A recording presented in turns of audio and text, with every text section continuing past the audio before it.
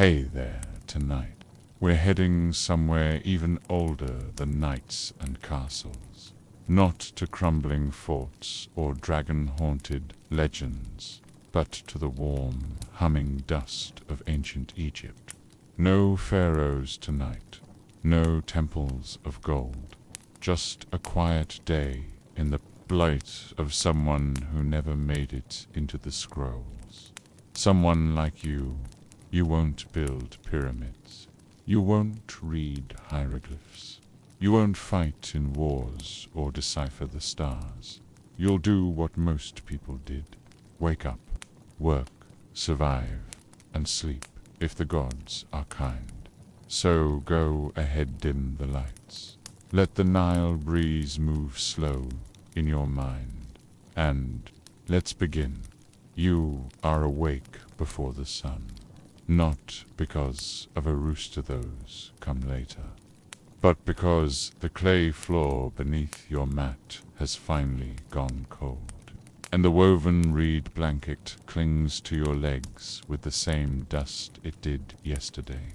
You stretch, slowly muscles ache from yesterday's fieldwork, and tomorrow's haven't even begun. You sit up. You're in your Homer mudbrick rectangle with no doors. Only heavy cloth to mark the way between outside and in. The air smells like smoke and bread. Your mother or wife or sister has already stoked the fire. She's squatting beside it, now shaping flat loaves from a bowl of barley dough, hands moving without thought. Because she's done this since she was 7. There's no privacy. There are no rooms. There's just you. A few children, maybe an elder snoring under a shoulder, and the quiet rhythm of a house waking up. You eat the bread warm, dipped in a paste of lentils and garlic. It tastes like earth and salt and a little bit of smoke. And it's good. Outside, the morning air is already warming. The sun's not even above the palms yet, but the light is gold and wide and impossible to ignore. Your village isn't marked on any tablet or scroll. It's a smudge of home's whitewashed mud walls, flat roofs for sleeping in summer, by narrow paths between them. All curled up beside a canal. That canal is life. You drink from it. You wash in it. You water the fields with it. And sometimes, when the harvest is thin, you curse it under your breath like an old rival who knows. Fierce secrets. The Nile is not near. You've only seen it once a slow, wide creature that moves like it's remembering something important. But the canal branches from it, and that's enough. You walk to the fields with your father or brother or neighbor, a line of men with sandals worn flat and hose over shoulders, passing the cattle pen, the potter's shed, the shrine with the statue of a falcon-headed god whose name you sometimes forget. You nod as you pass, not out of belief, exactly, but because it never hurts to be polite to a god. You work the land dark, rich silt, left behind by the last flood. You hoe and plant and scrape. There are no machines, just hands, sticks, and time, and the sun. It climbs fast and stays high. There is no shade, no break dot, just the quiet slap of sandals on earth, the low grunt of animals turning wheels, the creak of water-lifting shadoofs from the canal, and sweat. So much sweat. At midday, you return home. The roof has been dampened with water to keep it cool. You lie in its shadow. Lunch is more bread, maybe beer thick, warm, almost chewy beer, made from half-fermented grain. It's not pleasant, but it fills. Pew, and it numbs your legs. And it tastes like every meal you've ever had. You nap, but not for long. In the afternoon, someone brings news. A tax collector has arrived from the city. Not a man in gold or feathers, just someone on a donkey, holding a wooden board with carved notches. You stand in a line with the others, watching your father talk to him. He nods too. Much he offers a basket of onions. The official frowns and marks something on the board.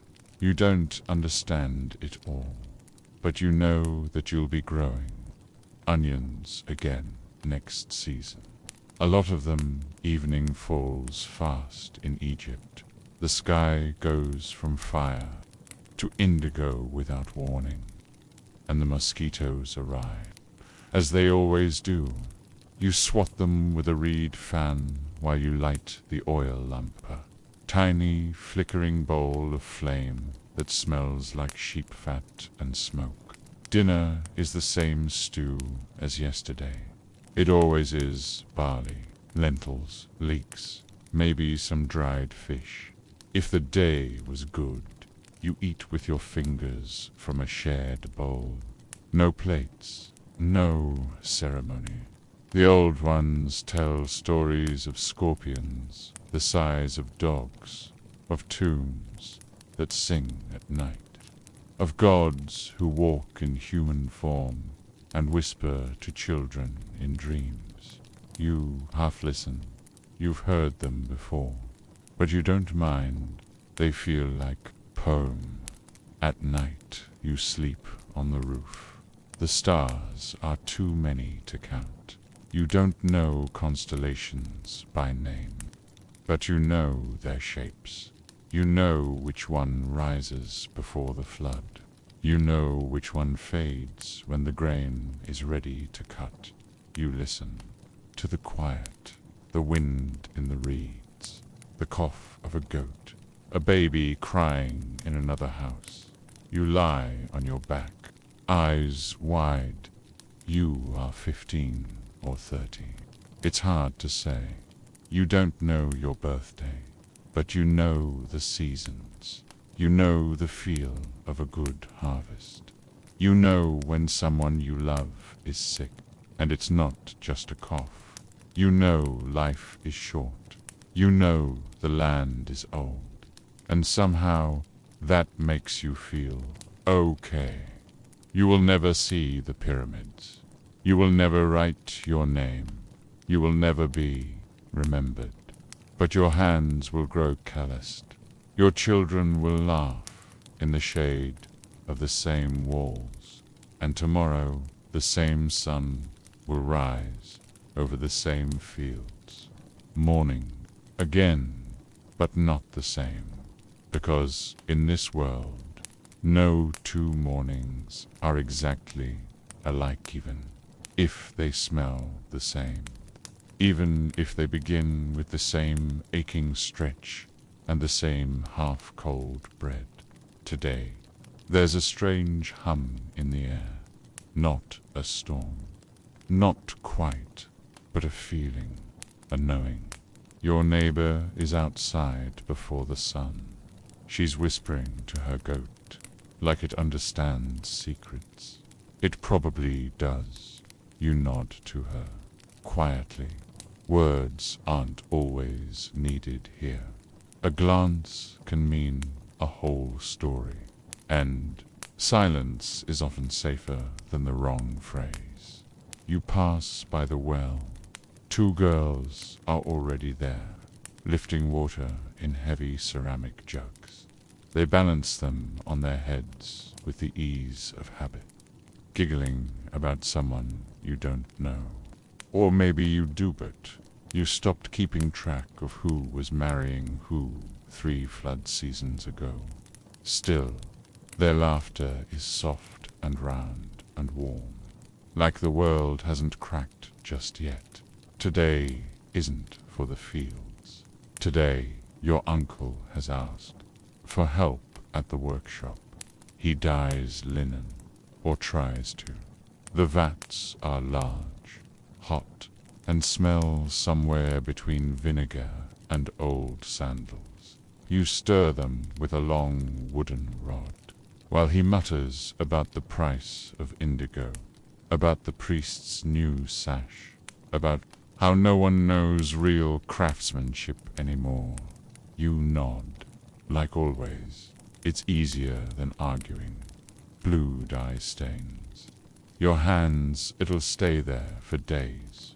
People will think you've been up to something more interesting than stirring cloth.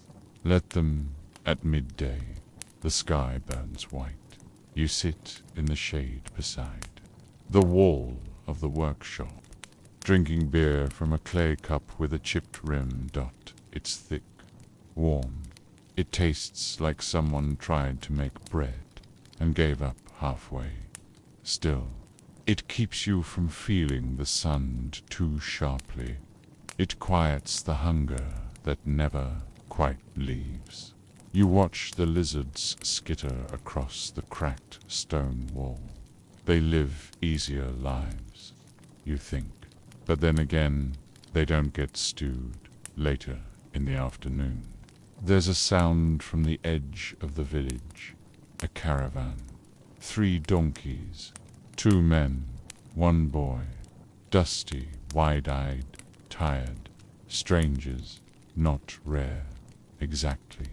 But rare enough to be news. You stand with the others as they pass carrying baskets of dried fish. Tiny, ivory combs. A jug that might be wine but could just as easily be vinegar. They nod. You nod. That's enough. The boy glances at you. He's maybe 10, but his eyes are already watchful. He looks like someone who's seen a city. You feel a flicker of something. Not envy. Not quite. But something close to curiosity. It fades fast. Evening. Again, the children chase each other through the dust. A woman sings as she scrubs the day of her arms in the canal. A man sharpens a hoe against a rock. Slowly, as if the future depends on how straight the edge turns out. And maybe it does. Dinner is a little better tonight. Someone traded a handful of garlic for a piece of dried fish. It doesn't taste fresh, but it tastes like food. The fire crackles. Someone tells a story about the afterlife of field, where the crops are always ripe. The beer never runs dry, and no one gets blisters. You've heard it before, but it still sounds nice. Someone else mutters that it sounds boring. Everyone laughs, even the old woman who hasn't smiled in 3 seasons. Night again. The stars come out. No roof tonight. The wind is sharp and brings sand with it, so you sleep indoors, on the mat that smells like old straw and wood smoke. You pull the blanket tight. A beetle clicks against the wall. You listen to your sister breathing on the other side of the room. Someone coughs. Someone farts. Someone mutters a prayer in their sleep. You smile. It's all normal. It's all fine. Tomorrow will be the same, but maybe not. Maybe someone will birth a goat. Maybe a crocodile will be seen in the canal. Maybe the priest will forget the name of a god during a ceremony, and no one will know whether to correct him. It doesn't matter, because you'll rise again, stretch again, eat again, work again. And somewhere in that repetition, there is peace. You wake up before the light again, not because you want to, But because the rooster next door has decided it's time, he's early. He's always early. You think, briefly, about turning him into stew. But he belongs to your cousin's wife, and she's the kind of person who remembers small crimes forever. So you stretch, sit up, the mat creaks beneath you. Your back cracks just loud enough to remind you how old you're not supposed to be yet. The air smells different this morning. Not fire, not bread, damp, heavy. The season is shifting again. That slow bleed between months when the wind starts talking and the walls sweat a little, even before the sun rises. Someone outside is already sweeping the dust from their doorway. A hollow brushing sound, over and over. You don't know if it keeps the house clean or if it just gives the hands something to do. Your first job of the day is the same as yesterday and the day before and likely the day after. You walk to the fields. You pass the same bent tree that always looks like it's about to fall but never does. You step over the same broken pot that no one's cleaned up. You wave to the old man who sharpens sickles and hasn't left his stool in 3 years. The routine is so familiar. You could walk it with your eyes closed. Some days you almost do. The fields are quieter than usual. Not empty, just ... quiet maybe. The others are late. Maybe the oxen are tired. Maybe the world is holding its breath, waiting for something you'll never quite notice. You hoe the soil, dark earth, still soft from the last irrigation. It clumps under your nails. You hum an old song under your breath, not because it's good, but because it fits the rhythm. The sun climbs slowly today. Clouds drift in thin, high, ghostly. You keep working. A few hours later, you see a boy running down the path from the village. Fast, too fast. You straighten. Squinting, he reaches you, panting, pointing. You catch a few words. Birth, trouble, come quick. You don't. Run. Not because you don't care, but because you know that running never makes the gods work faster. You walk back, careful, steady, dust rising behind your sandals. At the house below, one near the canal, a crowd has gathered, faces tense, voices hushed inside. A woman is groaning. Another woman is praying. A third is boiling water that likely won't help but makes everyone feel better. You wait outside. Men don't go in, not unless they have to. So you sit by the wall, picking at a splinter in your hand, watching a lizard blink on a hot stone. The sun is high now. No one says much. A baby is being born, or not. The gods haven't decided yet. Hours pass. Then, finally, a sound. Not a cry. At first. Just silence. Breaking. Like a jar dropped on stone. Then comes the wail. High. Thin. Alive. Everyone exhales. Someone laughs. You don't realize you were holding your breath until your chest loosens. A boy, they say, small, wrinkled, furious. His name will come later. Names aren't urgent. Survival is. That night, the air feels different, lighter, Someone brings out a small clay flute. Someone else has dried dates, saved for something special. You'll chew them slowly. They stick in your teeth. The moon rises clear. The village is quiet, but not dead quiet. Alive quiet.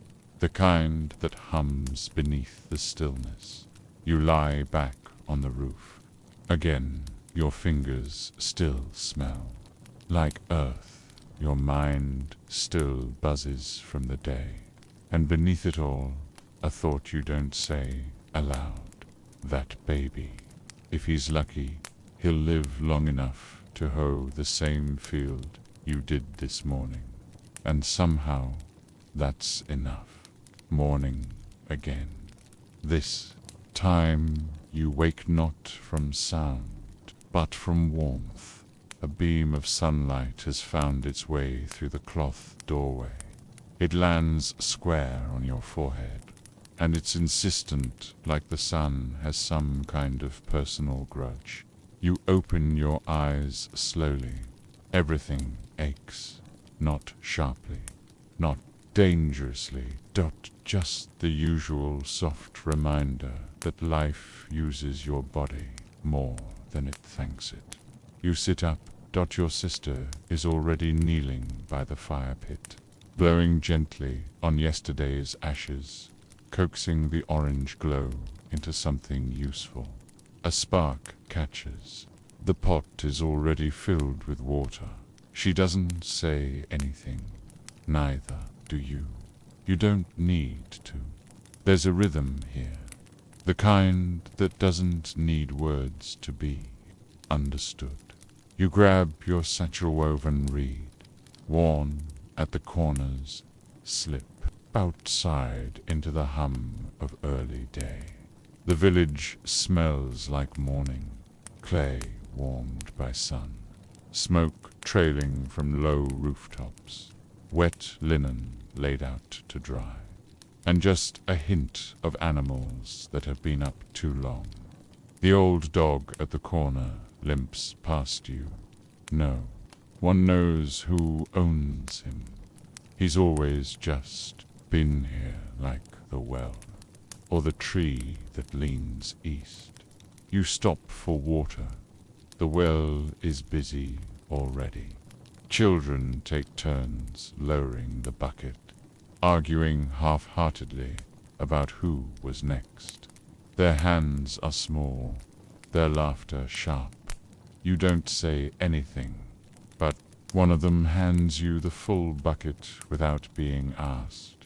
You nod. They nod again, no words, just the rhythm. Today is a market day. Not here. Your village is too small, too quiet, too forgotten. But to hills east, there's a gathering. You've been before, not often. Maybe once every few moons. It takes the better part of a day to walk there and back. More if it rains. More if the oxen are stubborn. More if the gods are in a mood. But it's worth it to see people you don't know. To hear a dialect just slightly different from yours. To taste something that didn't grow in the same patch of dirt. Your feet know by heart, so you go, not alone, ever alone. There's safety in company. You walk with your neighbor, a man with a crooked smile and a laugh that always arrives before his jokes. He carries baskets of dried onions and fish. You carry a small bundle of linen, dyed the kind of yellow that catches the eye. Barter, that's all there is. Coin isn't, for people like you. The road is long, mostly flat, but it wins, follows the shape of the land. Like a lazy thought, the sun hangs heavy above, buzzards, circle something in the distance. You don't ask what. You pass 3 villages on the way. One with walls painted white dot. One where the children wear beads of red clay. And one so small you're not sure it's still alive. Eventually, the sound reaches you. Dot voices, too many to count. Laughter, haggling, goats complaining, donkeys braying, drum beating slowly for no reason at all. The market is alive before you even see it. Then dash over the rise. You do stalls made of sticks and cloth, blankets laid on the ground with goods in neat piles, bread, herbs, fish, papyrus, carved bone, combs. A man selling beetles in a jar, another selling cures. He swears are made from cobra spit and dreams. You don't buy anything. You trade 2 strips of dyed cloth for a small jar of honey, 3 dried fish for a pair of sandals. Someone offers put you something wrapped in palm leaf. It's warm, sticky, and sweet, and for a moment, just a moment, you forget the ache in your back. You forget the weight of the sun. You just chew. Slowly, it tastes like sugar and quiet joy. The trip home is longer. It always is feet. Drag more. The sun hangs lower, and the weight of the day settles into your bones. But you're not unhappy. You hum. You listen to your neighbor tell a story. You've already heard about a cat who chased a cobra up a tree, and a farmer who pretended to be a priest for 3 days and got away with it. You laugh because you've heard it before, and that makes it funnier by the time you see the village again. The sky is bleeding into orange. The smell of cooking fills.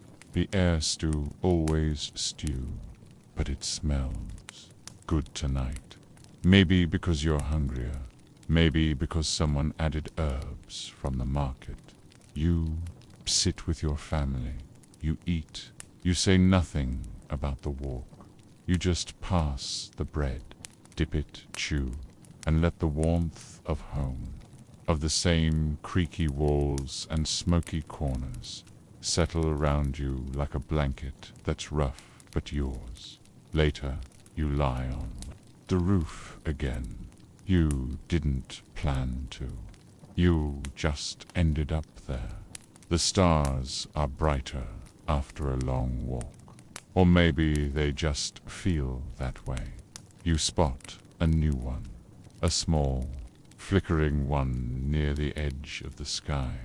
You wonder if anyone else sees it too. You wonder if it matters. Then you close your eyes. The day fades. The market fades. Even the ache in your legs starts to fade. Just you, a roof, a sky full of stories, and the rhythm that never stops. It rains, not hard, not loud, but just enough to change the color of the morning. Rain doesn't happen often here, not the kind that falls straight from the sky without warning, not the kind that doesn't come from a flood, just a gentle mist, soft as breath, drifting down before the sun can burn it off. You step outside and the world smells different. Cooler, still dry underneath, but touched like the land's remembering what it's like to drink. Without asking, the children are excited. They run barefoot through the wet dust. They try to catch droplets on their tongues, like tiny gifts from the gods. The goats are less impressed. You don't work the fields today. The elders say not to, not out of laziness, but respect. Rain real. Rain's a sign, a whisper from above. Wait, just a little. Let the earth settle. Let the sky finish its thought, so you stay in the village. It doesn't happen often, and in a life built on repetition, a different day feels like a secret. You patch the roof instead, the back corner, where it always sags. You balance on the low ledge, arms reaching, straw bundle in hand, feet sliding just a little on the damp mud. Below you. Your cousin holds the ladder with one hand, and an old fig in the other. She offers you a bite. You laugh. You take it. You chew slowly while tying the thatch. It's overripe, soft, almost syrupy, but it's real, and it's enough. Later, you sit under the awning, watching the sky clear, watching a beetle crawl across the toe of your sandal like it owns the place.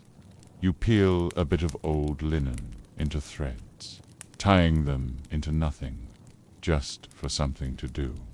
A neighbor stops by. She brings lentils. She asks for salt.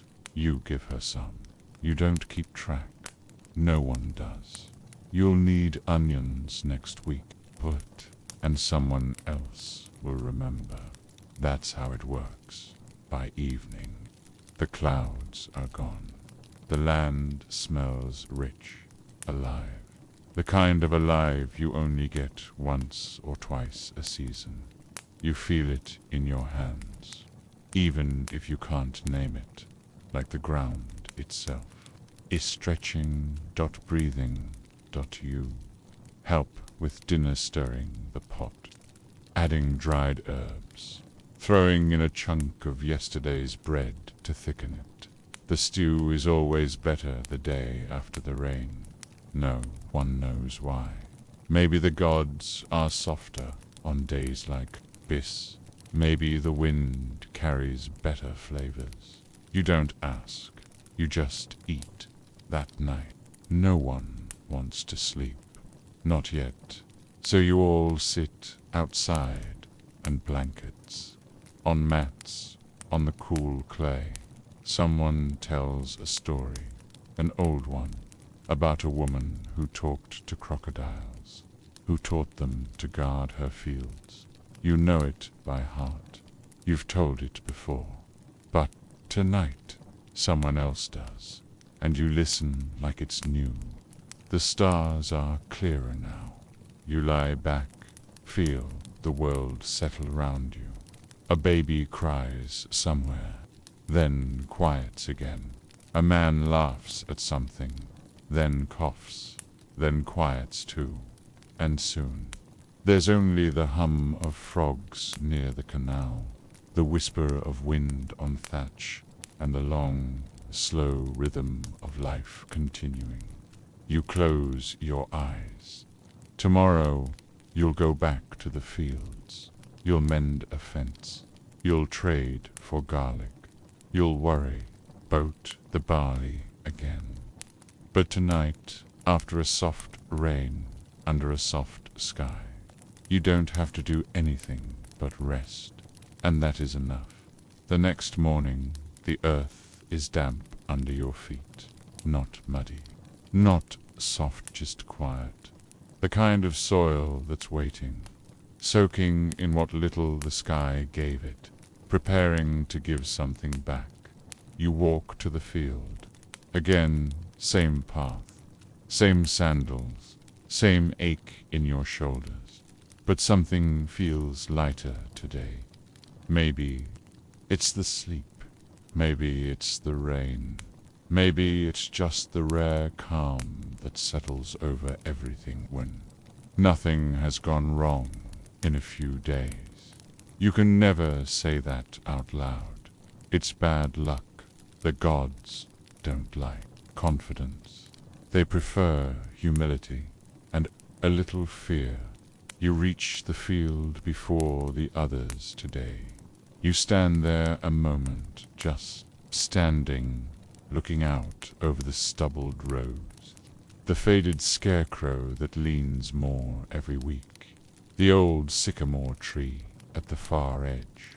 With the hawk that perches there like it owns the whole world. You listen.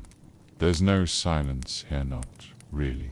Just layers of quiet. The soft buzz of flies. The flap of heron wings far off.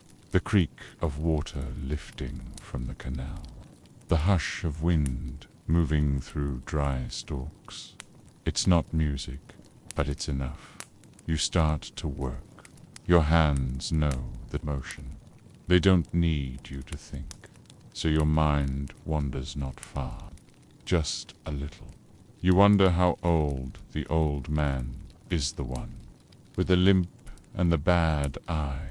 You wonder if the goat you traded for last spring is still living in that village 2 days east.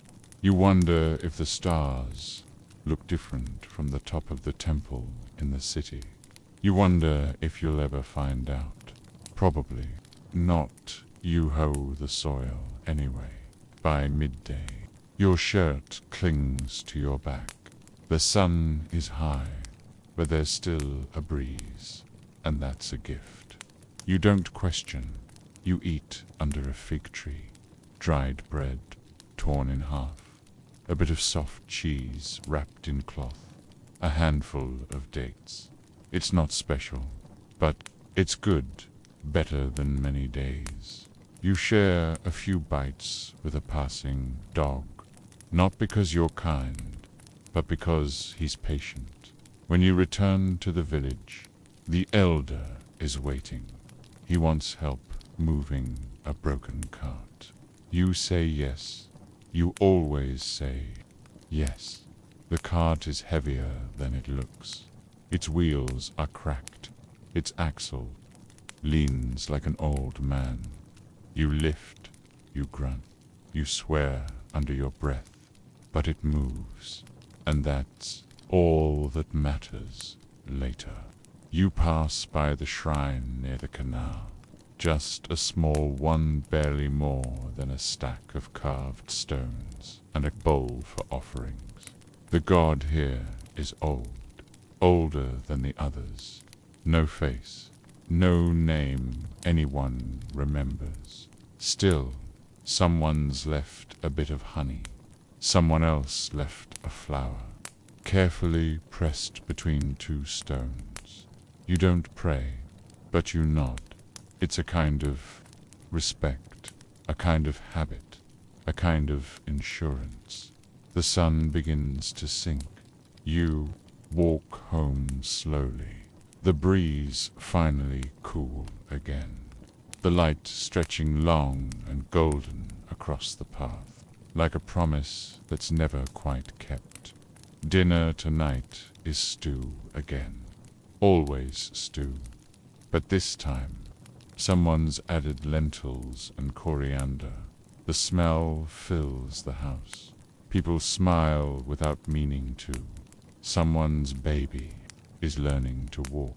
They wobble across the floor, arms flailing, falling into laughter and arms that catch them. You sit near the fire. You don't talk much. There's nothing urgent to say. You just listen. To the pop of wood in the hearth, to the murmur of people who've known each other their entire lives, to the slow breath of evening settling in like dust. Later, when the stars return sharp and bright, clearer than they have any right to be, you lie on your back again, watching. Them blink like ancient eyes. You think of the stories your grandfather used to tell, the ones where those stars were gods walking the sky, or boats sailing the river of night. You know they're just stories, probably, but you keep thinking about Ben anyway, because they feel real, because this life is quiet, and in quiet things. You find truth. Sleep comes slowly, but it comes, and as your breath evens out, as your fingers curl slightly against the straw mat, the last thought you have is simple. Tomorrow will come, and you will meet it, like always, like forever, morning again. But this time, there's a chill. Not cold, not the kind that bites, but cool enough that you feel it in your teeth. A kind of thin, early breath of the season changing. Even the clay walls seem to shrink from it. Even the smoke from the hearth hangs lower. Closer, your blanket feels heavier today. Not because it is, because your body just doesn't want to move. But it has to, so you do. There's a festival coming soon. Not a big one, not one of the grand, citywide ones, where priests wear gold and statues float down the Nile. Just a small one your village holds each year at the same bend of the riverbank, when the dates start ripening and the geese grow restless. No one remembers when it started, but no one questions it either. It's not really about the gods, not anymore. It's about rhythm, marking the season, noting that time has passed, and you're still here. So, today is for preparing. You help your uncle mend the fishing nets. He sits with his knees out wide, the same way he always does, and mutters to himself when the twine tangles. You've never known him to speak plainly, but he whistles when he's in a good mood. Today, he's whistling. You work in silence beside him, fingers rough from the weave, and feel a strange kind of comfort in doing something so ordinary it almost disappears. Elsewhere in the village, the women are baking, not the usual flat bread. This time, they're using the sweet grain, the one saved for offerings, the kind you only get once a year unless someone dies. The smell fills the air like memory, sweet, toasty, thick. You breathe it in like it might stay in your chest forever. Children gather near the ovens, pretending not to beg. They run little errands, bringing water, bringing wood, asking if the gods need help with anything today. They get crumbs. In return, they act disappointed, but they eat them anyway. By midday, the drums start, just lightly. One beat, then two dot. Not from any temple, from a boy near the canal who only knows for rhythms but plays them like they matter. Someone else joins with a flute, crooked, out of tune. Beautiful people start humming, without realizing you do, too. In the evening, you help hang reed lanterns. They're simple things, strips of palm fiber woven into open baskets, lit with tiny clay flames inside. They don't give much light, but that's not the point. The point is, it's happening. The festival is coming, and you were part of making it real. Dinner is early tonight, because people will be busy, because there's more to do, because no one wants to eat while the fire dancers are out. You sit with your family. There's stew again, but someone added dried figs. It's sweeter. You don't ask why. You just eat. You laugh at a story your father tells, one you've heard 100 times, about the time he tried to ride a donkey backwards for luck. He says it worked. Everyone else says he just got kicked No one remembers if the harvest was good that year, but the stories stayed after dark. The music picks up, not loud, not wild, just enough to stir something in your chest, something old and strange and warm. People dance not in rows, not with steps just swaying in the dust with bare feet and bent knees, like they're part of the wind itself. You don't plan to join, but someone pulls you in, and soon your arms are moving, and your heart's beating too fast, and your legs forget they're tired.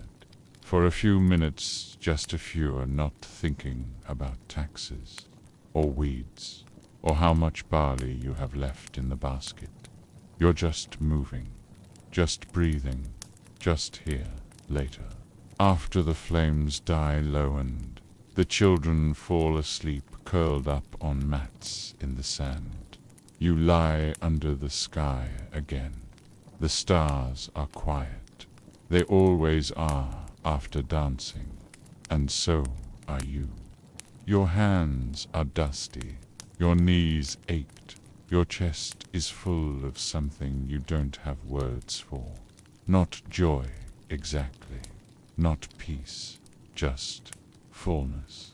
The kind of feeling that says, today mattered. Even if no one remembers it later. Even if the gods weren't watching. Even if the lanterns fall. It still mattered.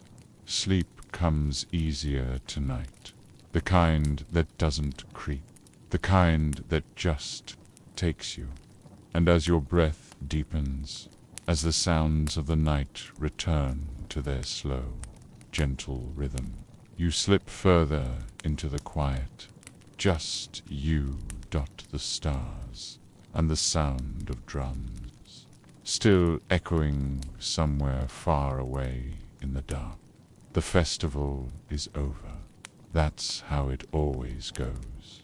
You wait for it. You prepare for it. It arrives like a spark, and then gone back to quiet, back to dust, back to the rhythm that keeps the world turning. You wake later than usual. No one says anything. They're tired. Too. The village feels gentler today, like even the goats are nursing a quiet hangover. Ashes from the fire.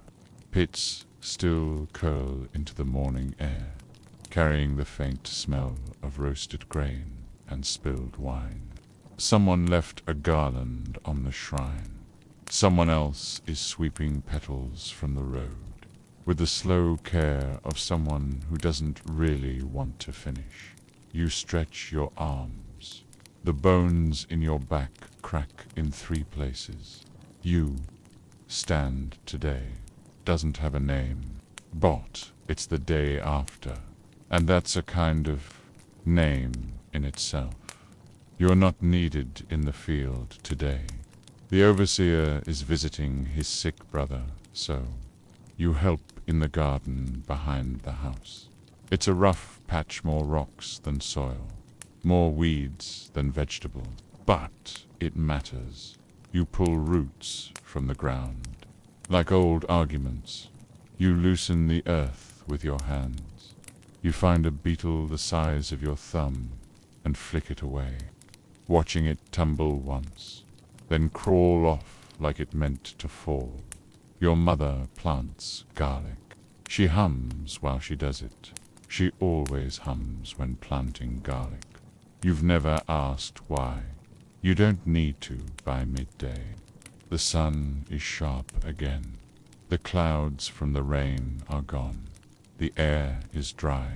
Your lips crack at the corners. If you smile too wide, so you don't. You sit beneath the awning, legs stretched out, chewing on a stalk of green barley, watching a pair of chickens argue over a bug they've both half-swallowed. Your cousin passes by, carrying a sack over one shoulder. He nods. You nod. He doesn't say where he's going. You don't ask. He could be heading to the river dot, or to trade dot, or to nowhere. People do that sometimes. Just walk a while, then come back when the world feels a little less tight. That afternoon, the priest arrives, not the high one from the city, a local one, young, wide-eyed, always sweating a little too much. He carries a scroll under his arm, and a sense of importance that doesn't quite fit him yet. He's here to bless the animals, or count them, or ask questions no one feels like answering. You offer him a drink. He accepts it too quickly. You notice he thanks the cup more than he thanks you. That's fine. Some people are just awkward, even in linen robes. He talks a little about the gods, how they are pleased, how the festival was a good omen, how the village is lucky. You nod, because that's what you do, and because some part of you hopes he's right. He leaves a bit later, tripping once on a chicken, laughing at himself, louder than anyone else does. You wave, because you're kind, even when it doesn't matter. The rest of the day passes like steam rising from a warm pot stove, thin, aimless. You help repair a tool, a hoe with a cracked handle. You fix it with a strip of leather and some patience. It'll hold for another season. You help your neighbor collect reeds from the canal. You carry more than your share. He notices. He doesn't say anything, but he hands you dried fig when you're done. That's thanks enough. Dinner is quiet again. No singing, no drums. Just the familiar scrape of clay bowls, the soft slurp of stew, the occasional clink of a spoon that's been passed down through too many hands to count. You eat. You listen. Someone mentions a new calf was born today. Someone else says the river's low again. Someone else just sighs and leans against the wall like the day finally caught up to him. You don't speak much, but you feel full anyway. Later, you step outside again, not to walk, just to feel the night. The stars are where they always are, but something about them looks newer, brighter, maybe sharper. Like they're watching more closely tonight. You breathe in deep. The wind tastes like dry earth and burnt oil. You smile at that, because it's exactly what it should taste like. You think about tomorrow, about the fence that needs mending, about the herbs that need drying, about how the roof has been creaking again. And you don't dread it. You just accept it, because that's what this life is. A series of small tasks done with tired hands, beneath a sky that never changes, but always feels different. When you stop and really look at it, you lie down.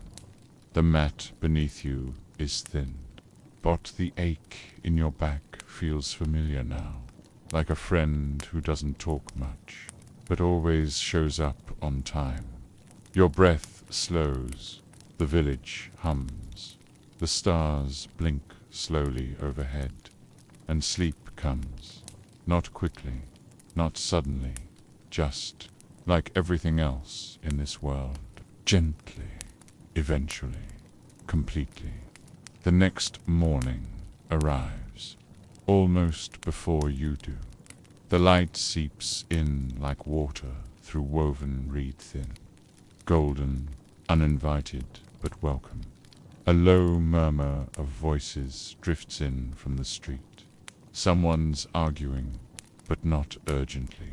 The kind of argument people have when they already know how it ends. You sit up. The mat is warm underneath you. So is the dog, curled beside your feet. Not your dog, not exactly, but he likes you more than the others. So you pretend he is. Today, the river calls. Not the Nile, not the distant, wide god of a river, but a canal fed by it, close enough to taste in the morning breeze, still enough that frogs rest on its banks, like it belongs to them. The water wheel has stopped again. It always does. The wood swells in the night air. The rope slips, and someone has to climb in and fix it. Today, that someone is you. You walk along the bank with your brother, or your neighbor, or someone who has worked beside you for so many seasons that names feel unnecessary. You pass papyrus reeds swaying in the breeze, pass ducks that paddle in circles, pass your own reflection, thin and blurred in the surface. Pew. Pause for a moment. The water is cold today.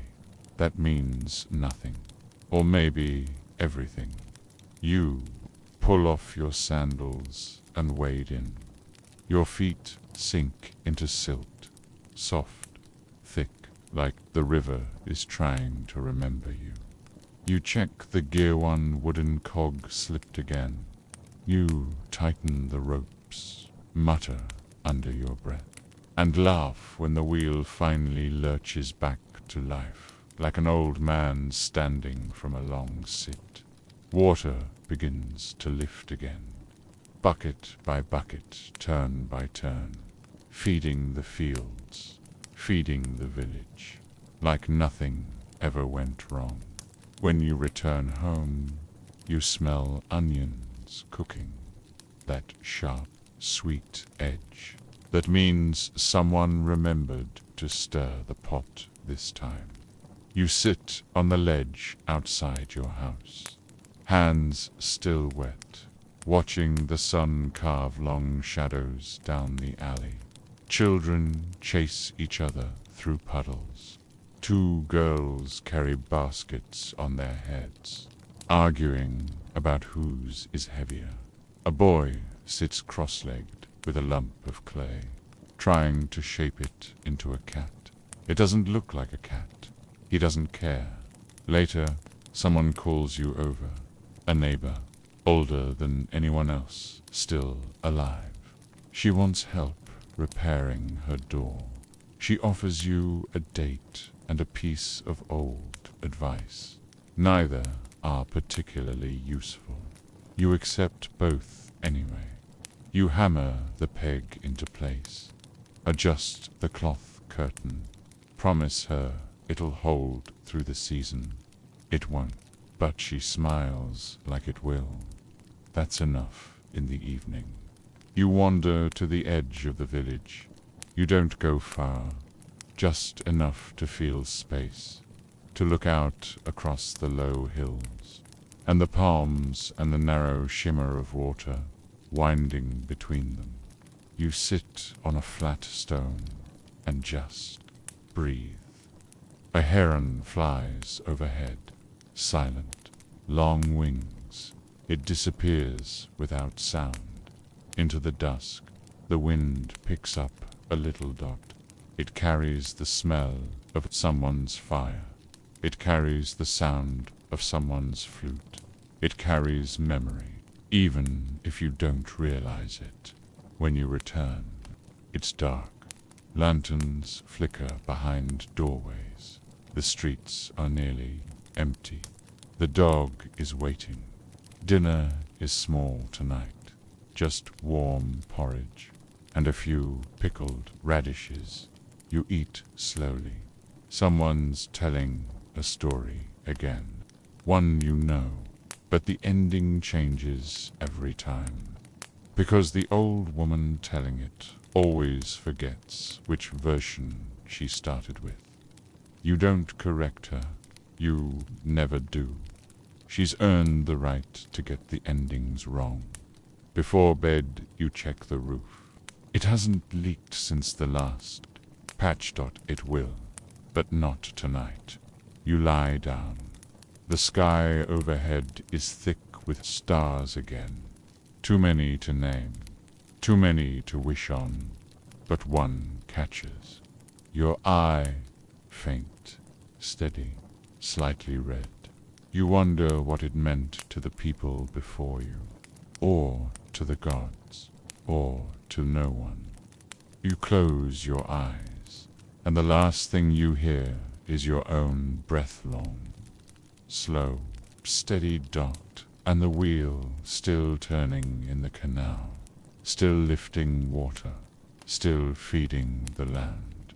Because even while you sleep, the rhythm continues. You wake again, not from light this time, but from the low thrum of voices outside. Men talking softly, serious, but not panicked. You sit up slowly, stretch, rub the sleep from your face with the back of your hand, smearing last night's dust across your cheek. The house is still dark, only one small lamp flickering. The fire's gone out. The dog is already gone, chasing chickens again.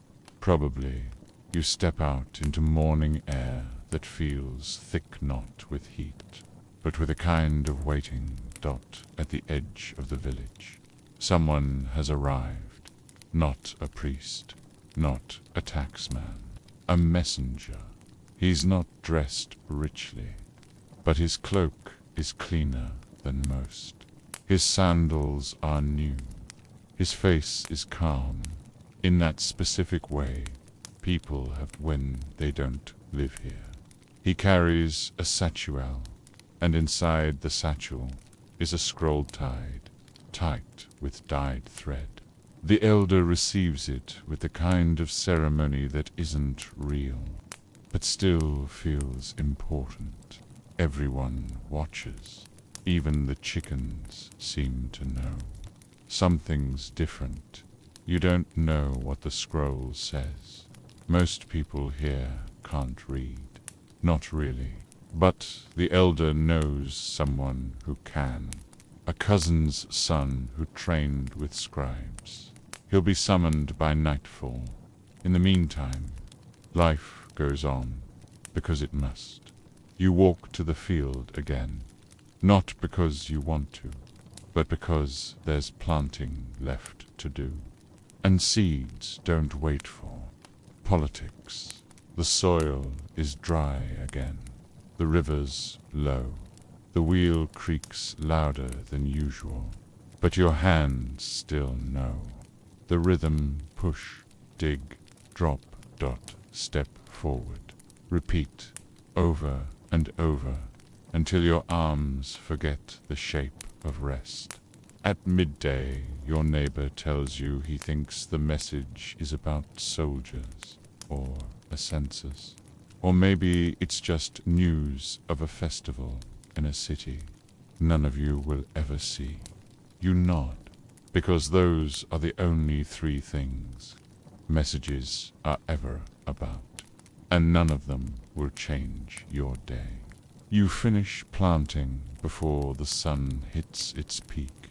Your neck burns, your lips crack, but the rows are clean, the seeds are in. You brush your hands off on your tunic and squint toward the sky. The hawk is circling again, the same one. You think, you like to believe it's the same one. Back in the village, a small crowd is gathering near the elder's home. Someone brought out a bench. Someone else has already started, passing flatbread around. The scroll will be read soon. You lean against the wall, not close, not too far, just listening. describe begins. His voice is slow and careful, not because the message is long, but because the words matter.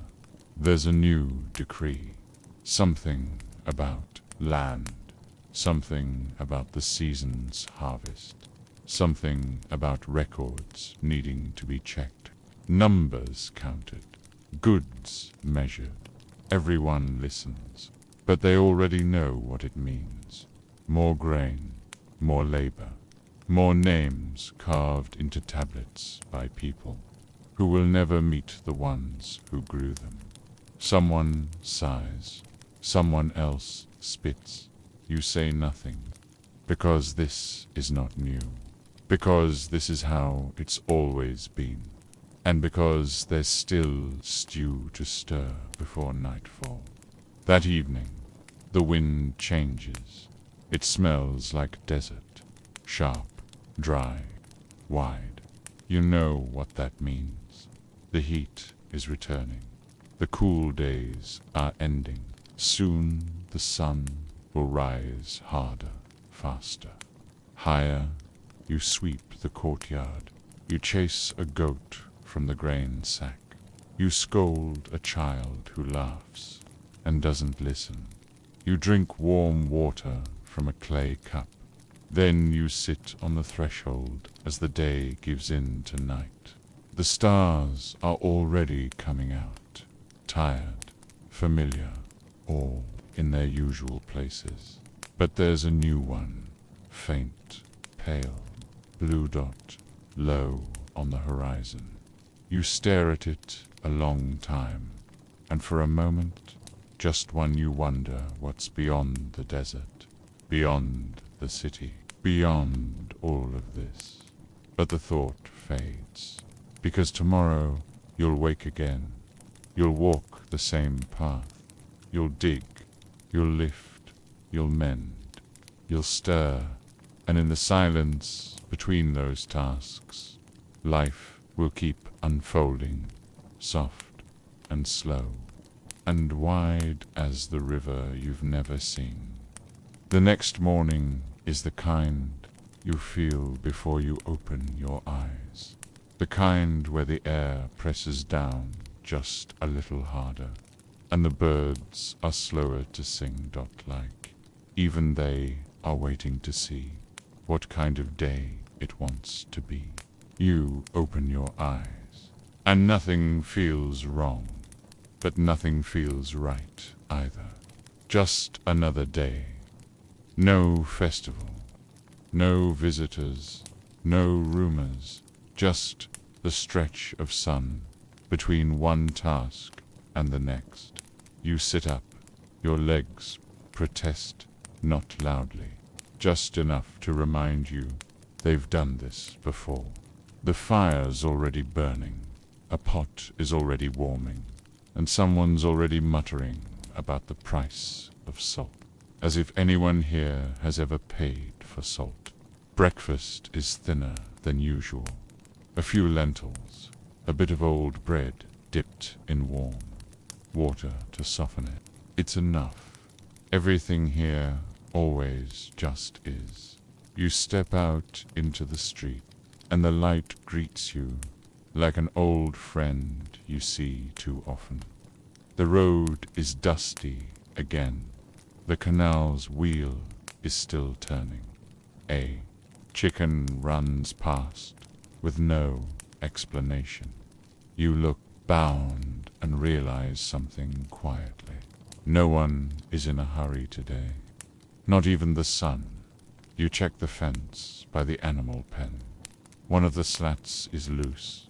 Again, it's always the same one. You fix it. You don't even sigh. It's part of the rhythm now, like patching your sandals, like tying reeds for roof repairs, like scraping burnt bits from the bottom of the pot before adding new stew. None of it is dramatic. None of it makes stories. But it's how the world keeps working. Later, your cousin stops by. She brings a jar of sour milk. It's meant to be traded. but she doesn't say what she wants in return. You offer her a piece of honeycomb you've been saving. She hesitates, then takes it. That's how trade works here. Quiet, slow, and mostly based on who showed up first. You sit for a while on the bench. Outside your house she talks. Not about anything big. Not about kings, or taxes, or floods. She tells you her youngest saw a jackal at the edge of the field. That it didn't run, that it just stared, like it knew something. You nod. Jackals don't mean anything, except when they do by midday. The heat settles in, the kind that glues your shirt to your back, that makes your thoughts move slower than your feet. You sit under the awning, peeling onions for dinner. You've peeled thousands in your life. Each one makes your eyes sting. But you've long stopped crying. A fly lands on your arm. You flick it away without thinking. Then you peel another onion. The rhythm holds. Afternoon fades with no event. You mend a basket. You help move a pot.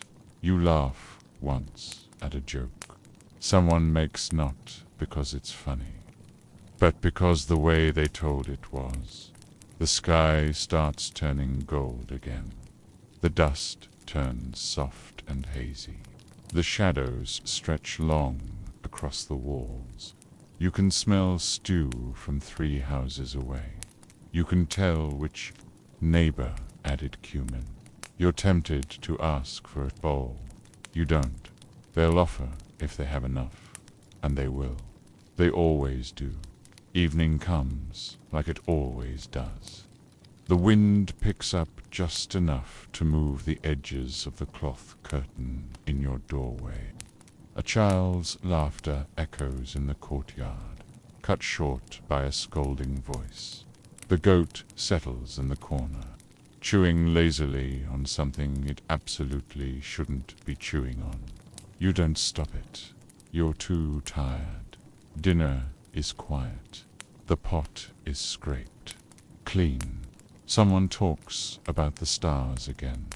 Someone else falls. Asleep. Sitting up, you don't speak. But you listen. Because listening is a kind of work, too. Later, you climb to the roof again. It's the same roof, the same view, the same stars. But somehow, it still feels different. Or maybe you do. You lie back, folding your arms behind your head. Your fingers smell like onion and ash. Your feet are sore. Your shoulders hum with the weight of a dozen small things no one else will ever know you did. But you're here. You're alive. You're warm. And the wind is gentle. You don't dream of riches. You don't dream of pyramids. You don't dream of being remembered. You dream of tomorrow's bread, rising well, of rain not coming too soon, of the goat not chewing another hole in the roof. And somehow that's enough.